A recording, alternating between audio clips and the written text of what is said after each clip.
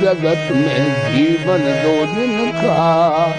हरि नाम सुमिर सुख धाम, जगत में जीवन 2 दिन का। पाप कपट कर माया जोड़ी, गर्व करे धन का। पाप कपट कर माया जोड़ी, गर्व करे धन का। सभी छोड़कर चला मुसाफिर, सभी छोड़कर चला मुसाफिर, बात हुआ बन का।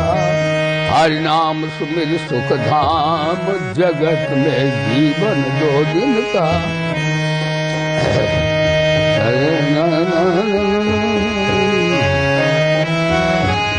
ये संसार स्वप्न की माया, मेला पल छिन का। ये संसार स्वप्न की माया, मेला पल छिन का। ब्रह्मानंद भजन कर बंदे, ब्रह्मानंद भजन कर बंदे, नाथ निरंजन का। हरि नाम सुमिर सुख धाम, जगत में जीवन 2। पिया मिलन के काज, आज जोगिनी बन जाऊंगी।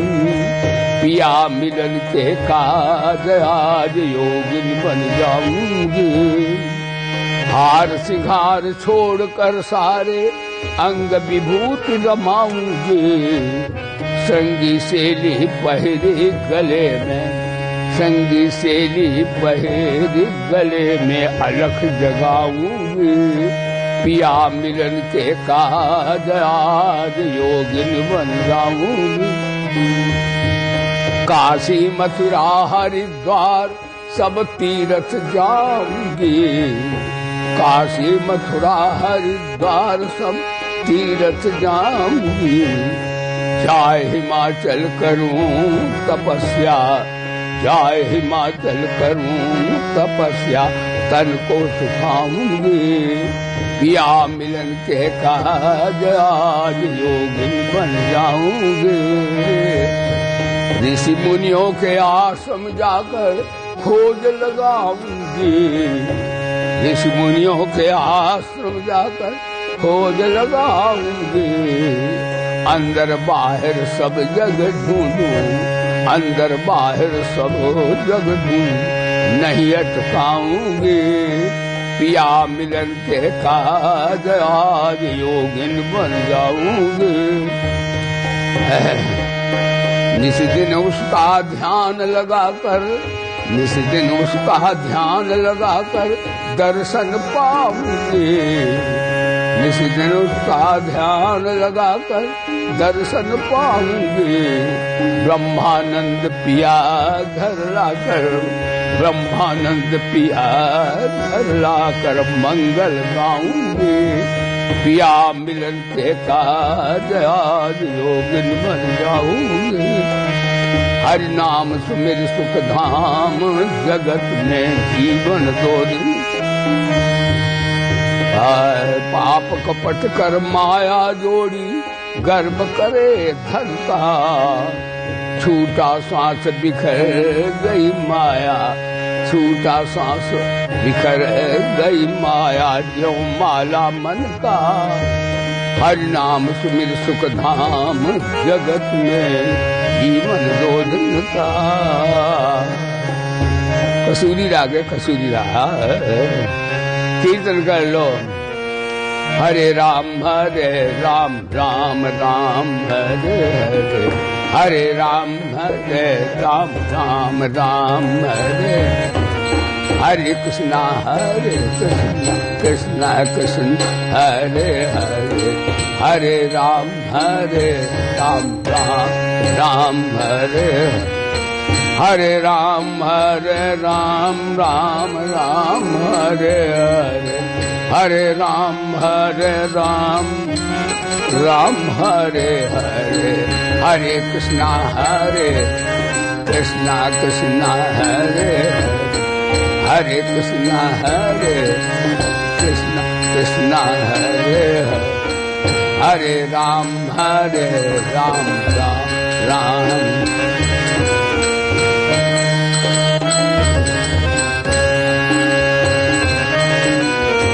गयो गरुड़ जहाँ बसई भूसुंडा, गयो गरुड़ जहाँ बसई भूसुंडा, मत्स्य कुंठ हरिता अखंडा, मत्स्य कुंठ हरिता अखंडा।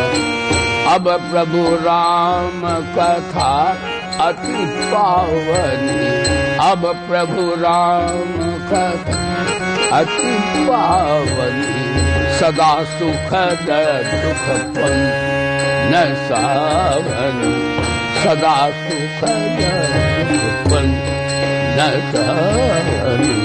सादर तात सुना बहु मोही, सादर तात सुना मोही, बार बार बंदौ प्रभु तो ही, बार बार बंदौ प्रभु। रवै घड़ी जब होय सत्संगा, धन्य घड़ी जब हो संगा, धन्य जन्म दिग भर अभंगा, धन्य जन्म दिग भर।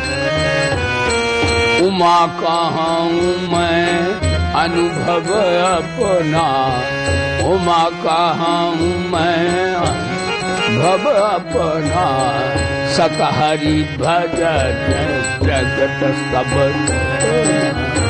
सतहरि भजन जगत सब सफल। हरे राम राम राम हरे हरे, हरे कृष्णा कृष्णा हरे हरे।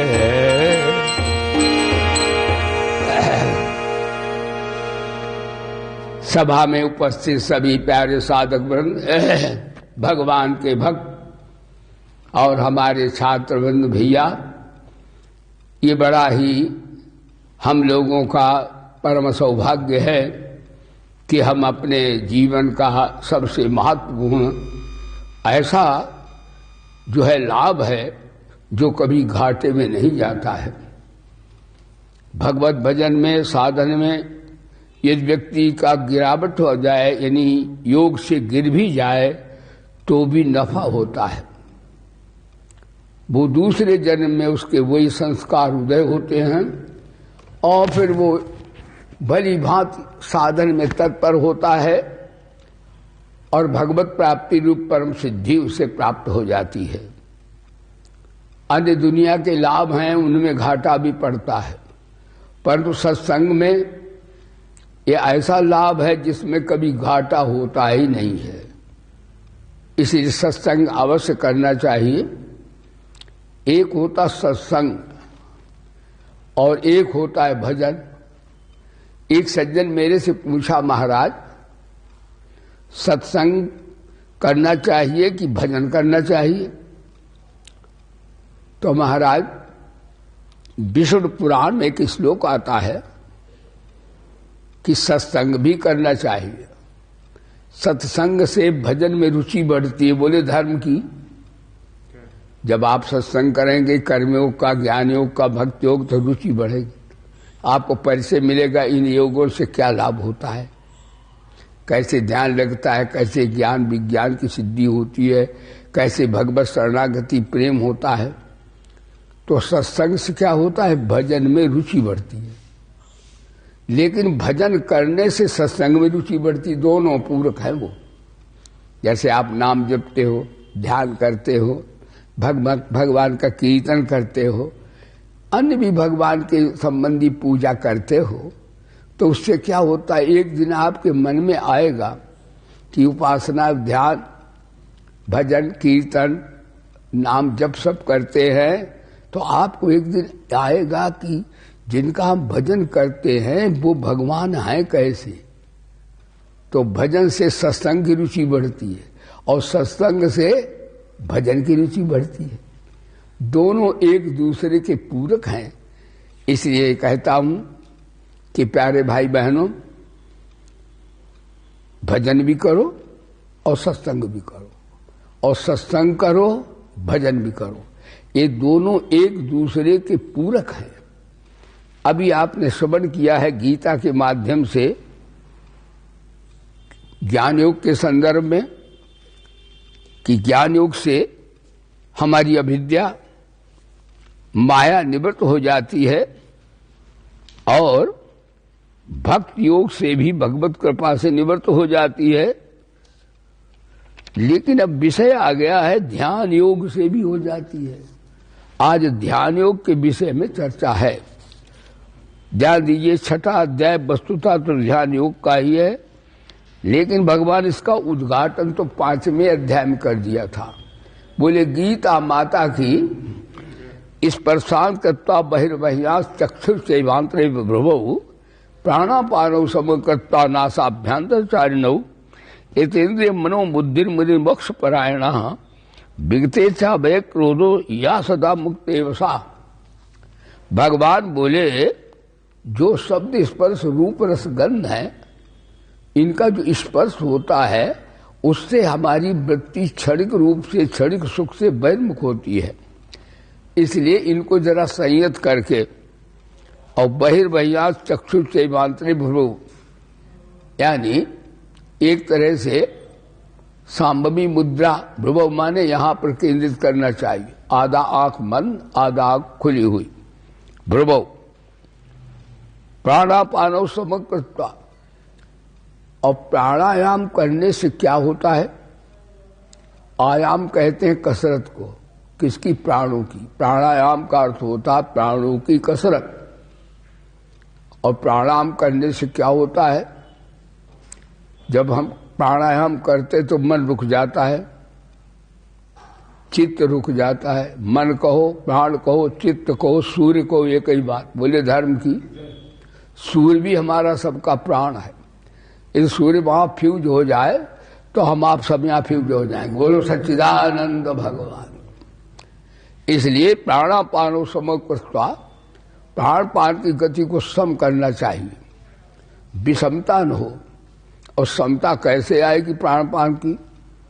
प्राणायाम की विधि है 1 2 3।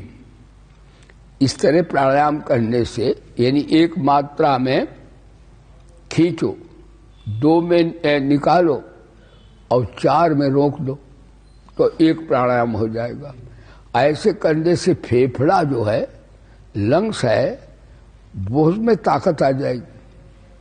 प्राणायाम करने से बल की प्राप्ति होती है। प्राणायाम से जैसे आप 4 घंटे कार्य करते हो और प्राणायाम करो तो आप 8 घंटे करके कसरत नहीं थकोगे नहीं। प्राणायाम परम बल।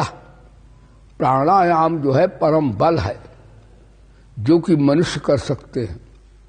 इसलिए भगवान बोले प्राणापानो समकृत्वा, प्राणापान को समता में लाओ, तो जो 5 विषय हैं वो भी रुक जाएंगे। प्राण कहो, संसार के विषय जितने हैं वो प्राण रुकेगा तो वो भी रुक जाएंगे। प्राण रुकेगा तो चित्त रुक जाएगा, प्राण रुकेगा तो मन भी, क्योंकि मन चित्त ये प्राण से ही पैदा होते हैं। प्राणस्य प्राणम। और प्राण का प्राण कौन है? आत्मा है, परमात्मा है। बोलिए सच्चिदानंद भगवान की। इसलिए भगवान में प्राणापानौ समकृत्वा नासाभ्यंतरचारिणौ उभौतौ, दोनों प्रकार से। इतेन्द्रिय मनो बुद्धि मुनि मोक्ष परायण। मुनि कहते हैं संसार में मंतारा मुनिया, यानी संस्कृत में मुनि शब्द का अर्थ होता है मंतारा मुनिया, जो मनन करे किसका?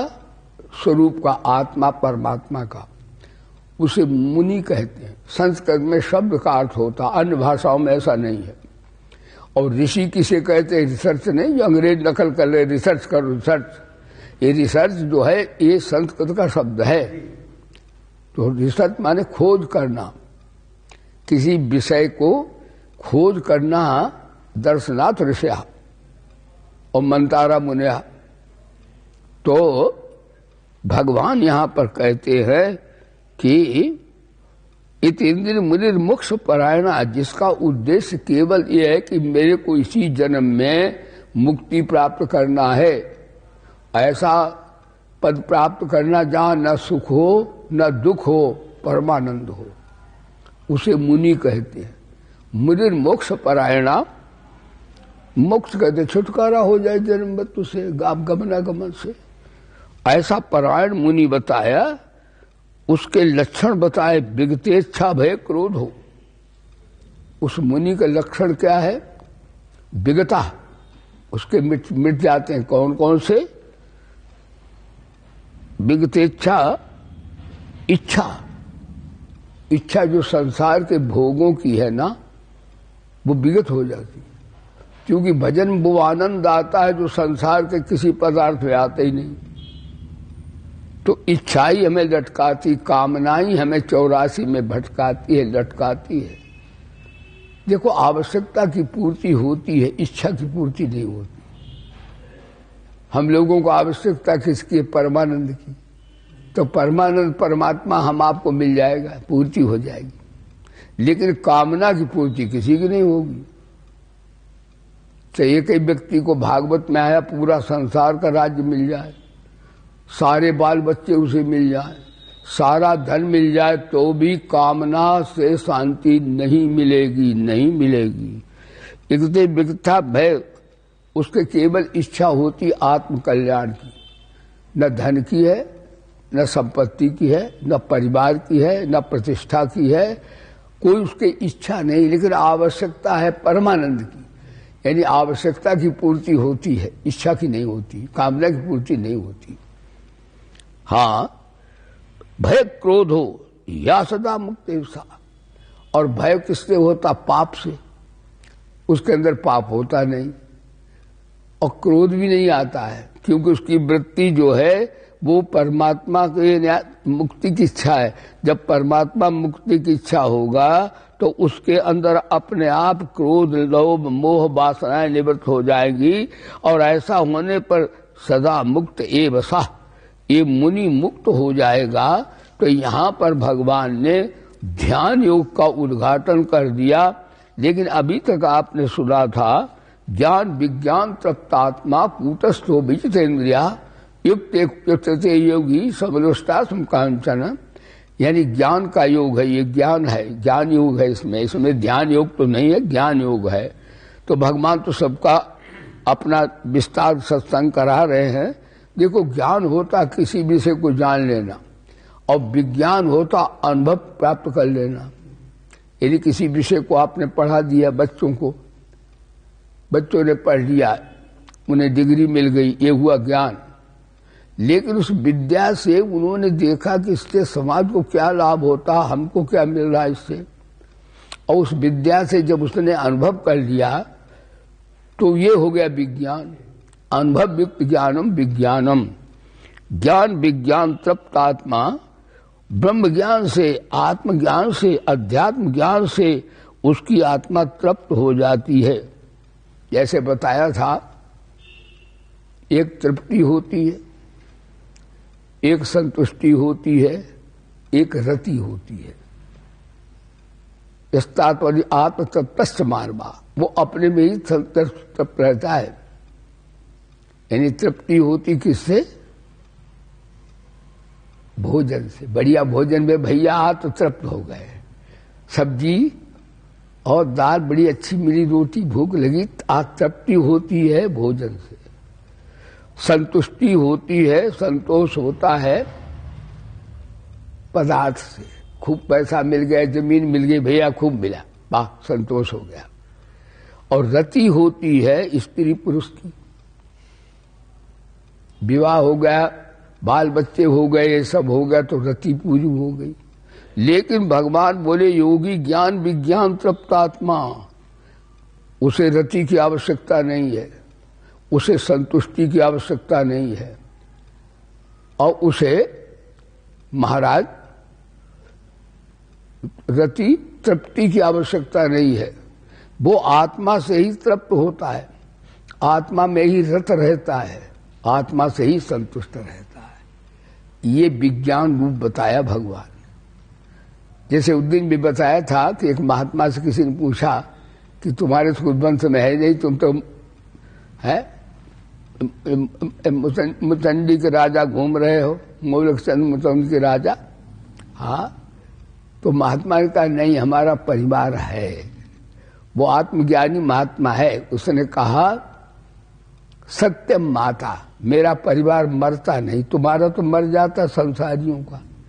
सत्यम माता, मैं सत्य बोलता हूं, मेरी माँ जीवित है। बोले धर्म की, पिता ज्ञानम, आत्मज्ञान है इसलिए पिता भी जीवित है। धर्मो भ्राता, और भाई जो है धर्म होता है, वो भी है। तो मैं धर्म, मानव धर्म सबकी सेवा करता हूं, तो भ्राता जीवित है। दया सखा, और मेरा मित्र दया में करता हूं, किसी से भूल हो जाए तो मैं क्षमा कर देता हूं। दया सर्वभूतेषु संतुष्टा येन केनवा, भगवान किससे प्रसन्न होते हैं? जो दया करता है। किसी गलत तो काम हुआ तो नहीं कि उसकी जाने खा जाओ, क्षमा करो। संतुष्टा येन केन, जो मिले उससे संतोष हो जाए। और समता में वृत्ति रखो, समत्पेंच सर्वात्मा, तो भगवान प्रसन्न हो गए। बोले धर्म की। तो यहां बताया दया सखा, शांति पत्नी। संत तो बिल्कुल सन्यासी थे, लेकिन उनका मेरी पत्नी, जानते हो मैं विवाह हूं, कुआरा नहीं हूं। तुम समझते हो सन्यासी ऐसे ही मौलक चंद मुतवली के राजा घूम मरे बने हुए। सन्यासी बोला मेरी पत्नी शांति है, मैं शांत रहता हूं, तो मेरी पत्नी भी तो साथ ही है। शांति पत्नी। क्षमा पुत्र, क्षमा पुत्र है, मैं माफ कर देता हूं। सडेते मम बांधवा, आत्मज्ञानी पुरुष अपने आत्मा में ही, इसका ज्ञान विज्ञान का अर्थ हो गया कि आत्मा में ही रत है, आत्मा भी संतुष्ट है, आत्मा में ही तृप्त है। और उसकी दृष्टि फिर कैसी युक्त होता है? वो सर्दी गर्मी मान अपमान मित्रता आती है, सब कैसा होता? समलोष्टा सुमकांचन, यानी सोने और मिट्टी पत्थर में उसे भेद नहीं है। इसका अर्थ ये नहीं वो जानता नहीं, सोना जानता है सब चीज। अगर सोना उसके होगा, कोई से ले जाए तो दुखी नहीं होगा। वो जाने वो भी मिट्टी तो है, खाने के लिए भोग के लिए है, और क्या मिट्टी में अन्न पैदा होता, सोने में अन्न थोड़े पैदा होता है। इसलिए उसकी वृत्ति समता में रहती है। ऐसा नहीं, वो जानता तो है ही। अब कहते उसका, ये तो बता दिया, कहते उसका ये संबंधों से क्या संबंध होता उससे दो पुरुष का? तो कहा सुर मित्रार उदासीन मध्यस्थ द्वेष बंधुसु साधु पापेशु संबुद्धि विशिष्ट थे। देखो गीता का ज्ञान कैसा 2 पॉइंट जवाब भगवान दे रहे हैं। वो सुहृद मित्र उदासीन, सुहृद से, मित्र से उदासीन माने जो ना तो रस लेता है, न सहयोग करता है, न विरोध करता है, उसे उदासीन कह दें। मध्यस्थ माने दो का झगड़ा हो तो बराबर बिना पक्षपात के निर्णय करता है, और जो उससे द्वेष करता है उससे निंदा नहीं उसकी करता है। हाँ, और राग करता उससे अटैचमेंट नहीं करता। हाँ, मध्यस्थ द्वेष बंधुसु, और बंधु भाई में या दूसरे जन्म में उसमें भेद ज्यादा नहीं करता वो। साधु च पापेशु, और पापी पुण्यात्मा महात्मा में भी भेद नहीं करता। वो कहता पापी बनके भगवान कलयुगी लीला कर रहे हैं, महात्मा बनके सतयुगी कर रहे हैं। भगवान की लीला मंगलमयी होती है, उसे वो बुरा कहते ही नहीं है। ज्यादा बड़ी बढ़िया गीता की शिक्षा है। साधु च पापेशु समबुद्धि विशेषते, उसमें समता रहती है, विशेषता यही रहती कि वो सम रहता है। देखो गीता में भगवान ने समता की बड़ी प्रशंसा की है। सारी गीता पढ़ो, कर्मयोग से भी समता बताई है, ज्ञान योग से भी समता बताई है, और महाराज भक्त योग से भी समता भगवान ने बताई है। समता यदि आ गई तो गीता कह देती तुम सिद्ध हो गए। समता का अर्थ होता परमात्मा। 5वें अध्याय के 19 श्लोक में आया है, यह त्यजिता सर्गो ईशांग सामी स्थित मनः निर्दोषम समम निर्दोषम तस्मात् ब्रह्मण ते स्थिता, निर्दोषम समम ब्रह्म। भगवान बोले उसने जीत संसार को जीत लिया। किसने? तो साधक को देखो, आज का प्रवचन है, साधक को सावधान रहना चाहिए कि मेरे जीवन में भी समता आई कि नहीं। अगर विषमता है तो आपने अभी तक जप किया, तप किया, जो भी किया है व्यर्थ नहीं गया, ऐसा नहीं मैं कह रहा हूं, लेकिन वो सिद्ध नहीं अभी हुआ। ये पहचान बताई है। और जिस दिन आपने जब तप करते, ध्यान करते, जिस दिन समता आ गई, उस दिन ध्यान फिर तो नीचे की चीज रह जाएगी। आप तो परमात्मा सिद्ध पुरुष हो गए। तो भगवान बोले यानी गीता इतना बढ़िया ग्रंथ है, वो हमें बता रही गीता कि हम लोगों को सबको इसी जीवन में अभी अभी समता लानी चाहिए। विषमता संसार की है और समता भगवान की है, बोले धर्म की। जो शरीर संसार को जिनका ध्यान होता है उनके अंदर विषमता भरी रहेगी, और जिनको आत्मा परमात्मा से जिनकी निष्ठा है उनके हृदय में एक दिन समता अवश्य आ जाएगी। और समता आ गई तो उसे कोई ध्यान फिर करनी चाहिए, ध्यान अपने आप लगा, वो तो नारायण लगा ही रहेगा। तो इस प्रकार से भगवान बोले वो संबुद्धिर विशेषते, वो उसकी बुद्धि एक बात गीता में है, पातंजलि योग दर्शन में मन को चित्त निरोध करने की बात कही है। गीता मन को निरोध की बात तो कहती, खंडन नहीं करती है, लेकिन गीता बुद्धि की समता का ज्यादा आदर करती है। कहे मन के आपने योगस्थित विद्योद, मन के आपने मन चित्त को सुला दिया, ध्यान देना, लेकिन जब समाधि से हटोगे तो मन फिर चंचल होगा, यानी माया हाथ छोड़ेगी नहीं। समाधि लगाने से सिद्धि नहीं, सिद्धि वो तो आएगी, और आकाश में उड़ सकता है, वो हवा खा सकता है, पानी में बैठे दौड़ सकता है, लेकिन उसका अज्ञान दूर नहीं होगा। उससे अज्ञान दूर होगा स्तंभ बुद्धि विशेषते। जिस दिन बुद्धि में समता आ गई उस दिन महाराज क्या ध्यान या कुछ करने की जरूरत नहीं, ध्यान अपने आप लगा रहेगा। और विषमता से ध्यान नहीं लगता है, इसलिए भगवान ध्यान की फाउंडेशन बता रहे हैं। अब आपको अभी तक आया आज का प्रवचन की भक्ति योग से बताया भगवान ने, और यहाँ ज्ञान योग से बता दिया समता को। अब वो कहते हैं ध्यान योग, जैसे भक्ति योग और ज्ञान योग से सिद्धि प्राप्त होती है, और ध्यान योग से भी समता मिलती। यहां से अब ज्ञान योग चला है। आज का प्रवचन ये आता है, योगी इंजी सततमात्मा रहस्य स्थिता एकाकी चित्तात्मा निराशीर परिग्रह। कहते महाराज योगी, योगी माने जिसका उद्देश्य आत्म कल्याण का है, वो योगी। इंजीत सतत मात्मानम, अपने आत्मा, सतत माने पास्ट प्रेजेंट फ्यूचर तीनों काल में, आत्मानम माने अपने स्वरूप में लगावे। इसमें आता है हिंदी में क्या लिखा, मन इंद्रियों सही शरीर को बस में रखने वाला आशा रहित और संग्रह रहित योगी अकेला ही एकांत स्थान में स्थित होकर आत्मा को निरंतर परमात्मा में लगाए। इसका अर्थ होता है आत्मानम रहस्य, एक रहस्य स्थिता, वो अकेला रहे। कहते हैं भागवत में आया है, एकाकी रमते बुधा, जो अपना कल्याण चाहे वो ज्यादा समूह में यानी इससे ना संपर्क रखे। क्या करे, ध्यान योगी नहीं तो संपर्क करेगा तो ध्यान कैसे लगेगा। ये ध्यान योग का है इस लोग। तो रास एक कहते हैं रास स्थिता, वो रहे अकेला, अपने में रहे। कहते दो अकेला रहेगा तो बातचीत नहीं होगी, कोई है ही नहीं तो बात किससे करेगा। अगर दो होंगे तो वार्ता होगी, दो में है तो बातचीत होगी। क्यों भैया, तुम्हें क्या तकलीफ, हमें क्या है। तो इसलिए एक ध्यान योगी को ज्यादातर अकेले में रहना चाहिए। समाज में जाओ कुछ शिकायत के लिए कारण, लेकिन ज्यादातर एकांत में बैठना चाहिए। एकाकी रमते बुधा। अच्छा, बासो बहु नाम कले हो, ज्यादा होंगे वहां कलह होगी, कोई ये करेगा वो करेगा, चित्त वृत्ति उधर भाग जाएगी।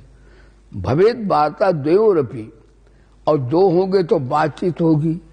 एकाकी रमते बुधा, इसलिए बुद्धिमान आत्म कल्याण वाला ध्यान योगी राशि ज्यादा संपर्क न करे, उतना करे जितना आवश्यक है, थोड़ा बहुत, बाद बाकी एकाकी रहना चाहिए। अब एक भागवत की कथा आपको सुनाए। दत्तात्रेय भगवान पड़े हैं, तो एक वैश्या का महल है। दत्तात्रेय महाराज लंगोटी केले की लगाए, नंगे झड़ंगे हैं वो तो महाराज अवधूत योगी है। वैश्या बड़ी दुखी हो रही थी, उसका प्रेमी आया नहीं तो वो दुख में थी, और योगी ये पड़ा मस्त मुस्काया रहा, उसके पास कमंडल, बस कमंडल है और कुछ नहीं, लंगोटी लगाए बैठा और शिला पर लेटा है, उसको कोई बिछौना बिछौना कुछ नहीं है। अवधूत दत्तात्रेय कथा भागवत के अंतर्गत आती है। वो वैश्या बड़ी उदास हो गई, उसका प्रेमी नहीं आया तो वो उदास है, लेकिन उसने देखा महात्मा बड़ा स्वतंत्र पड़ा, उसके पास कुछ भी नहीं, कोठी का कुछ नहीं है। तो वैश्या ने कहा आशा ही परम दुखम नैराश्यम परम सुखम, आशा करना ही दुख है और संसार शरीर का आशा न करना ही सबसे बड़ा सुख है। तो उन्हें ये भी गुरु का मंत्र, दत्तात्रेय ने कहा वैश्या भी गुरु हो गई है। गुरु माने उपगुरु शिक्षा।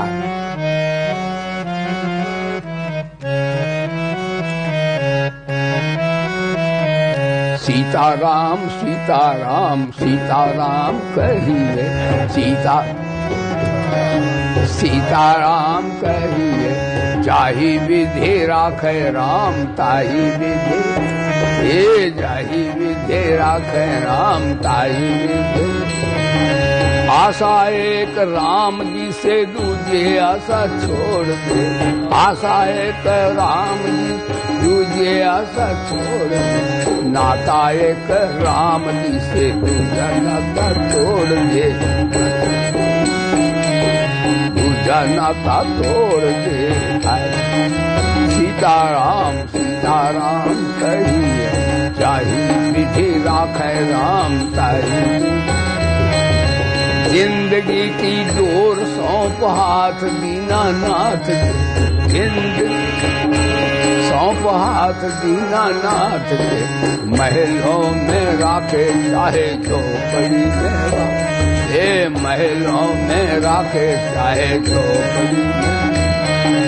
फल आशा त्याग शुभ काम करते रहिए, फल आशा शुभ काम करते, जाहि विधि राखे राम ताहि विधि। हे सीताराम सीताराम सीताराम, हे जाहि विधि राखे राम ताहि विधि। किया अभिमान तो फिर मान नहीं पाएगा, किया अभिमान तो फिर मान नहीं पाएगा। होगा प्यारे वही जो श्री राम जी को गाएगा, होगा प्यारे वही श्री राम जी को। धन्यवाद निर्विवाद राम नाम कहिए, धन्यवाद निर्विवाद राम कहिए, राम ताहि विधि। श्री सीताराम सीता श्री सीताराम कहि, जाहि विधि राखे राम ताहि विधि। तो आशा ही परम दुखम, वैश्या ने कहा नैराश्यम परम सुखम, क्योंकि उसने शरीर संसार की आशा की, इसलिए वो दुखी थी। और दत्तात्रेय को आशा तो है ही नहीं शरीर संसार से, वो तो आत्मकाम आत्माराम दिगंबर हैं। तो इसमें आया एकाकी ध्यान योगी को, ध्यान योग का प्रश्न है, रास स्थिता। ध्यान योगी को जहां तक हो सके दुनियादारी की चीजें ज्यादा जमा नहीं करना चाहिए, क्योंकि और उनका ज्यादा जमा कर तो खिजा उधर हो जाएगा। जैसे उसने कहा 1 करोड़ हो गए, अब 2 करोड़ हों, फिर 3 करोड़ हों, तो ध्यान उसमें पर नोट में लगेगा कि भगवान में लगेगा। इसका अर्थ निकम्मा नहीं, खूब धन पैदा करो और अन्न पैदा करो, लेकिन ये है कि ध्यान जब ज्यादा करो तो उनकी ज्यादा आशा न करो, चिपको नहीं उनसे कितना और हो, इतना और हो, तो खिंचाओ तो उधर ध्यान होगा, इधर थोड़े ध्यान होगा। ध्यान तो फिर शरीर संसार को होगा। तो महाराज आजकल कई भाई बहन कहते हैं कि महाराज हमारा ध्यान नहीं लगता। ये प्रवचन सावधान होकर सभी साधक श्रवण करें।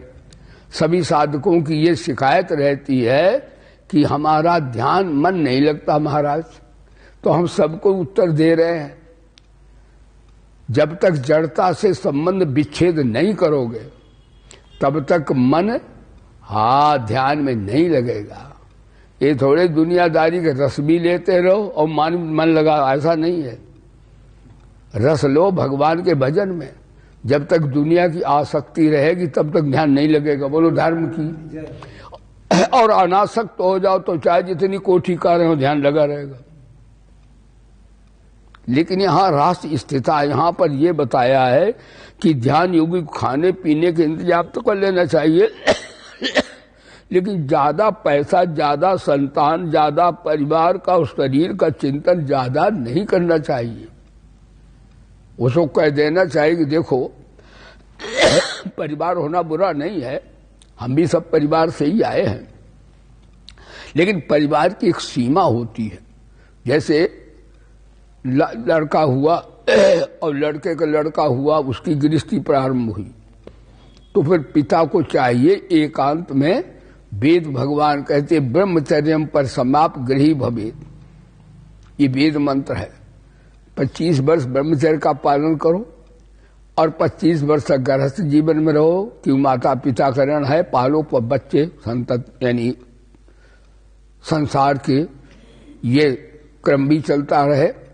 फिर 50 वर्ष के ऊपर एकदम घर से विरक्त रहो, फिर उनको लगा दो, जो लड़के बच्चे लड़कियां हैं उनको अपने घर में, लड़कियां तो विवाह कर दो, लड़के तो उनको भी संपत्ति सौंप दो। फिर कभी कभी उन्हें देख भी लो तो 25 वर्ष तपस्या करो, इसे कहते बाणप्रस्थ। घर में भी कभी कभी जाओ, लेकिन ज्यादा उनसे रस न लो और ज्यादातर एकांत में रहने का प्रयास करो, ऐसे वातावरण में जहां महात्मा साधु ऋषि मुनि निवास करते हैं।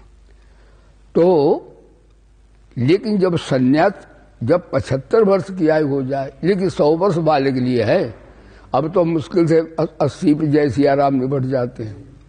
अब 20-20 का लगा लो, 20 चक्कू 80, लेकिन वो 25 वर्ष वाले की बात कर रहे हैं। फिर 75 के बाद एकदम सन्यासी, फिर तो महाराज किसी को, समाज के संबंधियों को पता भी न दो, चुप रहो। अगर मोबाइल हो तो उसे तोड़ दो, नहीं तो आ जाएंगे वहां, वो परेशान करेंगे। फिर देखो ना, फिर वो गड़बड़ हो जाएगा। तो ये वेद मंत्र है। महाराज श्री दशरथ वेदांत रामायण में ज्ञान शक्ति से कौशल्या सुमित्रा उपासनात्मिका, वेदो दशरथो नृपा, कहते जी वेदांत रामायण है। महाराज श्री दशरथ वेद हैं, कौशल्या जो है वो ज्ञान, यानी वेदांत की समता अगर देखो तो कौशल्या माता के जीवन में है। कौशल्या सब सम महतारी, सम लिखा शब्द है। कई कर्मयोग की प्रतीक है और सुमित्रा भक्तियोग के प्रतीक है। और महाराज श्री दशरथ वेद के हैं, लेकिन उन्होंने देखा बाल सफेद हो गया, आप इस्तीफा दो। अपने गुरु को उन्होंने कहा, गुरु जी गजब हो गया। गुरु जी बोले क्या हो गया? कहा एक कान के बाद बाल सफेद हो गया। तो क्या हुआ? आजकल तो लोग हिजाब लगा लेते हैं बाद का बाल काल करने के लिए। तो उन्होंने कहा श्रवण समीप भयत के, श्रवण समीप भयत के,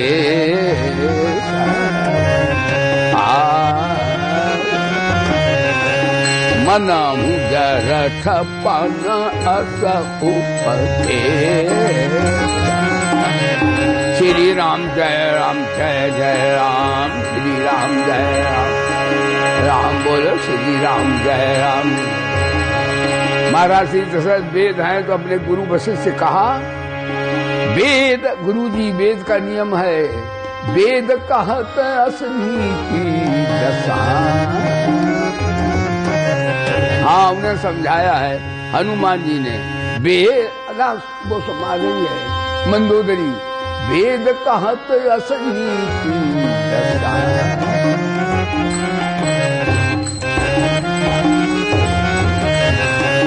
चौथे पन जाइयन श्री राम जय राम जय जय राम, श्री राम जय राम जय राम, बोलो श्री राम जय राम जय। चौथे पन में यानी 75 के बाद फिर घर वालों से बिल्कुल संबंध तोड़ दो। समाज ऐसी जगह रहो जहां कोई जानता ही न हो। तो ये वेद का विधान है। यानी जहां रास स्थिता, ध्यान योगी को एकांत में रहना चाहिए और संसार से ज्यादा संबंध नहीं रखना चाहिए।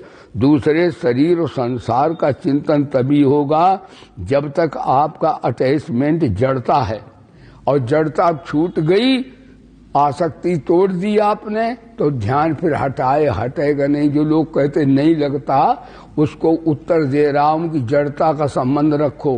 पैसे को सच्चा मानो, शरीर को सच्चा मानो, संबंध को सच्चा मानो, जमीन जायदाद को सच्चा मानो, तो सच्चे भगवान को ध्यान नहीं लगेगा। इन्हें जान लो कुत्ते की पूंछ है ये बीच में मिले छुटने वाले हैं। कहे हम जब मरेंगे तो क्या लड़के बच्चे साथ जाएंगे क्या? धर्म पत्नी जाएगी क्या? सब जानते हैं बातें। अरे प्यारी माँ भी नहीं जाएगी, माँ रो लेगी, या माँ के लिए हम थोड़ा रो लेंगे? जाएगा कोई नहीं। जो नहीं जाएगा उससे आसक्ति मत करो, उसकी सेवा करो, आसक्ति न करो। लेकिन आजकल आदमी धन के, परिवार के लिए रात दिन लगे रहते, उनके पास टाइम ही नहीं, कहते ध्यान नहीं लगता। ध्यान तो एक जगह तुम जड़ता में लगाए हो। जब तक जड़ता से संबंध विच्छेद नहीं करोगे तब तक ध्यान थोड़ा तो लग जाएगा, लेकिन आप ध्यान योग के नहीं योग्य बन पाएंगे। इसलिए रास स्थिता एकाकी चित्तात्मा। तो एक कन्या की कथा आती है, एकाकी माने अकेले मिलो भगवान से। भगवान बहुतों में नहीं मिल पाते, अकेले बात करो भगवान से, अपनी आत्मा से। एकाकी माने अकेले, कहते अकेला है। अब एक कन्या की कथा आती है 24 गुरुओं के संदर्भ में, एकादश स्कंद में। एक कन्या कुंवारी थी, उसको वर्ण करने कुछ लोग आए, तो उसके माता पिता कहीं गए थे। कन्या बड़ी विदुषी थी, बुद्धिमान थी। उसने पहले बहनें जो है अपने भाई, अपने माता पिता पे चूड़ियां पहन लेती, कुंवारी कन्या पहन लेती हैं। तो पहले तो उसने कहा माता पिता नहीं, इनको खीर बना के खिलाएंगी, नहीं तो बदनामी हो, इनके यहाँ खाने तक को नहीं है। तो वो कन्या अपने धान कूटती, पहले धान हाथ से कूटते थे। जब कूटे तो बहुत चूड़ियां थी, खन खन बजे। कन्या बड़ी बुद्धिमान, तो उसने तोड़ दी तो चूड़ियां। अब 2 रह गई तो भी खुनखुन हो, तब उसने बहुत तोड़ दी। अब 1 रह गई, अब वो बजती ही नहीं। इसी तरह अकेले रह जाओ तो संसार का ध्यान आएगा ही नहीं। तो इसलिए भगवान बोले हाँ, एकाकी रहस्य स्थिता एकाकी ये चित्तात्मा। इस चित्तात्मा माने यत हो, यानी सर्दी गर्मी मान अपमान सब में जो है सहनशीलता भी रखे, निराशीर अपरिग्रह, और ज्यादा दुनियादारी की चीजें इकट्ठी ना करे, अपरिग्रह रहना चाहिए। ऐसे यानी अपरिग्रह 1, राशि स्थिता 2 और एकाकी 3 और यत्यात्मा 4। ये 4 पर विचार कर ले और ऐसा साधना इनमें करने लगे तो ध्यान फिर हटाए। लोग कहते लगता नहीं, गीता कहती हटता नहीं। फिर अब कैसे इसका विस्तार पूर्वक ये मैं कल चर्चा करूंगा। अब यहाँ पर समय होता है इनकार, समय करता है इनकार, लेकिन इतनी बात अवश्य कहूंगा जो कल भी कहा था कि हम लोगों को इन 7 की सेवा करना चाहिए। किसकी? तो हमारा ध्यान ईश्वर में ही लगा रहेगा। सेवा से क्या होता है, समता से ध्यान लग जाता है। तो कर्मयोग का प्रसंग में यहाँ आता है कि व्यक्ति को किसी को बुरा नहीं कहना चाहिए, बुराई रहित हो जाना चाहिए। किसी को बुरा सोचो नहीं, किसी का बुरा कहो नहीं, किसी बुरा कहो नहीं, किसी को बुरा देखो नहीं। तो क्या होगा? तो समता आ जाएगी। और समता आ गई तो ध्यान हटेगा नहीं। बोले सच्चिदानंद, नहीं तो ध्यान कैसे लगे? पापी दिखे, पुण्यात्मा दिखे, महात्मा दिखे, जब नानात्व दिखे तो ध्यान कैसे लगेगा? इसलिए इस विषय पर चर्चा कल होगी। तो मैं आपसे आज यही ब्रह्म विद्या के संदर्भ में ये कह रहा हूं कि हम सबको इस संसार के कार्य करते हुए ध्यानस्थ होना चाहिए। और ध्यानस्थ होने के लिए यही है कि हम निर्लिप्त भाव से, निष्काम भाव से, अनासक्त भाव से जन जन रूपी जनार्दन का रूप मानकर या परम कर्तव्य जानकर सबकी सेवा करें। और किसी से सेवा लेने का भाव न रखें तो हमारी वृत्ति में जो आसक्ति दुनिया की है, खिंचाव, वो दूर हो जाएगा। और जब तक हम ये सोचेंगे हमें आराम मिले, हमें ऐश मिले, हमें वो मिले, तो महाराज तब तक वृत्ति समता की ओर नहीं जाएगी, विषमता रहेगी। क्योंकि अपने के लिए करेंगे तो अहंता ममता सुख की बनी रहेगी। अहंता ममता के होते हुए आप योगी नहीं हो सकते। और किस प्रकार से, तो इस प्रकार आज बता रहे हैं कि गौ की सेवा, संत सेवा, गुरु की सेवा, माता पिता की सेवा, साध्वी देवियां आदरणीय पूज्य है, वो भी पृथ्वी को धारण किए हुए हैं। हाँ, वेद ज्ञान के भंडार हैं, उनमें ज्ञान विज्ञान भरा हुआ है। तो इन साथ में इनने पृथ्वी को धारण किया है। तो हम लोग भी भाई इसी प्रकार से जिन्होंने पृथ्वी को धारण किया है उनसे तादात्म्य करें और गावो विश्वस्य मातरा, गौ की सेवा करें। हम गौओं में 33 करोड़ देवता और भगवान का वास है। तो इस प्रकार गौ की सेवा करने से क्या होता है कि आरोग्यता आती है। हाँ, यानी जो गौ का मूत्र तक पान करते हैं वो दीर्घजीवी होते हैं। और गौ की सेवा करने से लक्ष्मी भी पवित्र होकर आती है। तो भाई क्षेत्र क्षेत्र में अपने राम ने गौशाला खुलवाए हैं। पंजाब में भी जहाँ मैं जाता हूँ गौशाला की प्रेरणा करता हूँ। और इसी तरह भाई आपके आश्रम पर भी गौशाला है। तो हमारे भक्तों ने भी गौओं के लिए, चूंकि अब व्यवस्था नहीं हो पा रही थी, तो भक्तों ने कहा गुरुदेव के गौओं के लिए महाराज भूमि की व्यवस्था किया है। और उसमें जो भी शेष है, जो भक्त अपने श्रद्धा पूर्वक गौ माता की सेवा करते हैं उनके घर में रोग नहीं आता। उनके यहाँ पर लक्ष्मी माता का वास होता है। इसलिए भैया जहाँ गौशाला हो और जिस क्षेत्र में हो, गौ माता की सेवा सभी को, उनको रोटी निकालें, पट्टे डालें और धन हो तो भाई उनके लिए फाउंडेशन बनवाएं। बहुत अच्छी बात है। धन का सदुपयोग इसी में होता है कि लोग भी बने और अपना भी आरोग्यता हो और भगवान भी प्रसन्न रहे। इसलिए भैया ये सेवाएं अवश्य करना चाहिए। संत सेवा, गौ सेवा और महाराज जन जन में बैठे जनार्दन की सेवा सबसे बड़ी यह है कि किसी की निंदा स्तुति न करके वृत्ति को समता में लाने का प्रयास करें। उनका अवश्य कल्याण होगा और उनका ध्यान हटाए से भी हटेगा नहीं। अब समय करता है इनकार। गोविंद को कीजिए नमस्कार। मैं बोले वेद भगवान की, श्री गायत्री माता की, श्री गीता माता की, श्री भारत माता की, गंगा माता की, श्री भोले बाबा की, श्री पवन सुत हनुमान की, श्री गुरुदेव भगवान की। धर्म की, अधर्म का, प्राणियों में और विश्व का हर हर महादेव। जय जय श्री राधे। सर्वे भवन्तु सुखिना, सर्वे सन्तु निरामया, सर्वे भद्राणि पश्यन्तु, मां कश्चित् दुख भाग भवेत्। ओम शांति शांति शांति।